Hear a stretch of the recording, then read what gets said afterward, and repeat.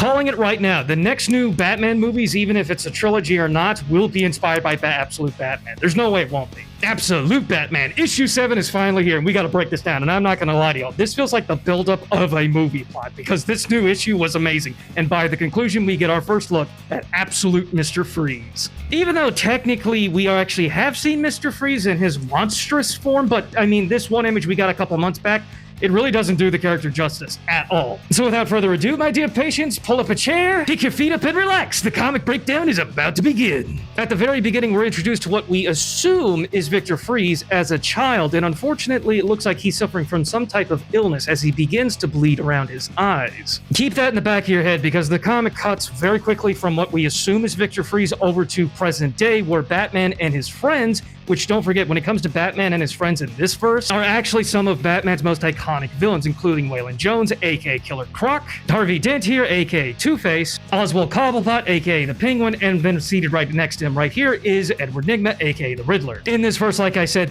these are Batman's closest friends, and they didn't know for the longest time that Bruce Wayne was Batman, but lo and behold, the genie is out of the bottle. Now, Batman's closest allies, which were kind of like the equivalent of the Bat family, in this verse, know who Bruce Wayne is. But anyway, back to the present day, Batman and his closest friends are actually holding basically a sigil. Basically, they're mourning the loss of one of their closest friends, of someone who was kind of a member of their crew, but not really, and that person's name is one that Batman fans know very well. Matches Malone. Now, how did Matches Malone end up passing away? Which, when it comes to comics, Batman comics, Matches Malone usually always does eventually end up passing away by one circumstance or another, and then Batman takes his identity, and he's basically like this, just Bruce Wayne impersonating a street-level thug. He just takes his identity just to, be the master of disguise that Batman also happens to be as well. But again, getting on to how Matches Malone ended up passing away here in the Ultimate Universe, and that happened about a week ago, and this is about a month after the events of what happened involving Black Mask and his basic, more or less hostile takeover of all of Gotham City. Which, I'm not gonna lie, Black Mask putting those masks out onto the streets of Gotham with armaments, basically giving the citizens the opportunity to win big whenever it came to going after targets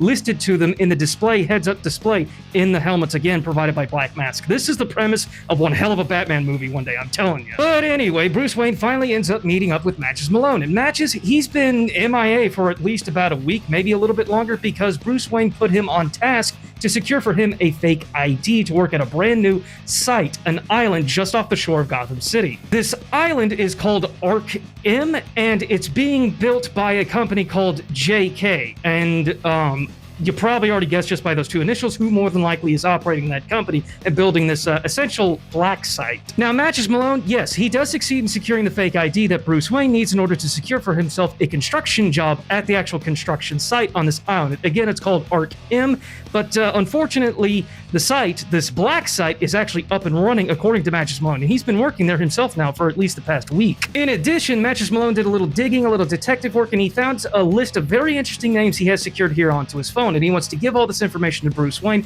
and he wants to thank him for everything he's done. But Bruce Wayne's like, thank me for what? And this here, I'm just going to go ahead and warn everybody in advancement. I can't show it here on TikTok, but Matches Malone ends up passing away right in front of Bruce Wayne's eyes. I know a lot of y'all are going to be curious on how he ends up passing away, even though I'm going to describe it, but just a fair warning in advancement. If you have something called trypophobia, the fear of really small holes, this could possibly, more than likely, is going to trigger you just a little bit. Right in front of Bruce Wayne's eyes, pores begin to open up the size of pennies all the way up to the size of quarters, all across Matches Malone's entire body. And because these are open wounds, he ends up bleeding out right in front of Bruce Wayne. This was so sudden. This was so grotesque. It even had Batman Bruce Wayne activate this cast, which in reality is this crossbow launcher right here on someone who was just running by. It had Bruce Wayne spooked how Matches Malone ended up kicking in the bucket. Now we fast forward 1 week into the future, aka now the actual genuine present day, and Batman's having a conversation with his friends, and they're a little upset with him because basically Bruce Wayne was only helping them, so they in turn could help him, aka Batman, without them even knowing it.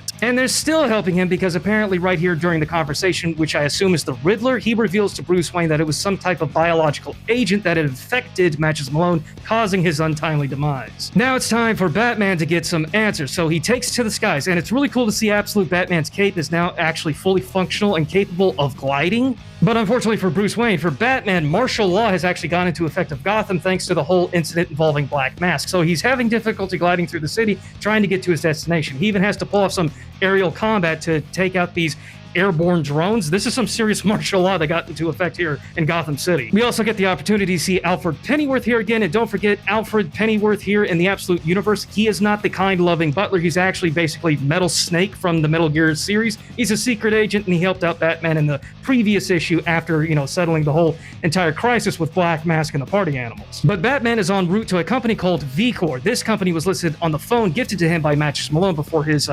passing. Again, the contents on the phone was the company V-Corps, and it's somehow connected to possibly JK and the Ark M Island under construction, but there was also a list of very interesting names on the phone, those being Doctors Langstrom, Strange, Pamela Isley, and Victor Fries. After surviving the aerial combat throughout Gotham City, Bruce Wayne goes under disguise at V-Corps as basically maintenance to get some answers on what the hell the connection is with V-Corps and Matches Malone and what all those names were about. V-Corps being a company that specializes in ice preservation, and this is actually something we have right here in reality where people genuinely do put I heard a story about someone putting their brain essentially on ice until basically we could clone a body or something. Wild shit, man. Bruce Wayne doesn't get to stand around for too long because lo and behold, a scientist steps out and begins to introduce himself, asking for his ID. Good thing Matches Malone hooked him up with that fake one. After a little bit of small talk, Bruce Wayne asks him, hey, are you Victor Fries? Are you the owner here of this whole entire company, V-Corps? And he's like, no, that's my parents. I'm actually Victor Fries Jr. Victor Fries and Nora Fries are on ice. I think there's a pun there, but no, they are genuinely preserved in ice, and their son is running the company, V-Corps. As it turns out, this was their dream. Victor and Nora Fries had this love of ice and how it can be used to basically, again, save lives by quite literally putting them on ice, again, something akin to suspended animation, in order to keep them alive until cures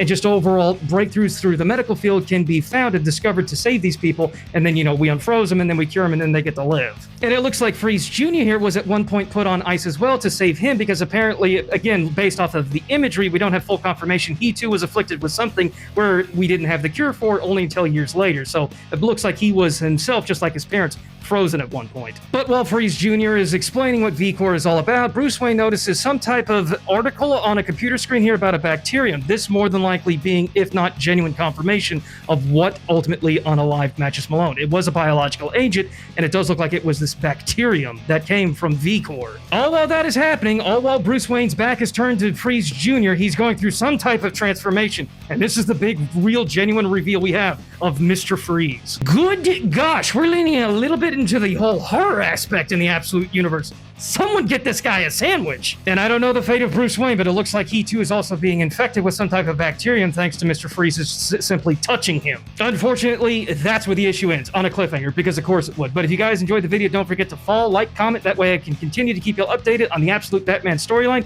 And I hope y'all enjoyed, and I'll see y'all in the next one.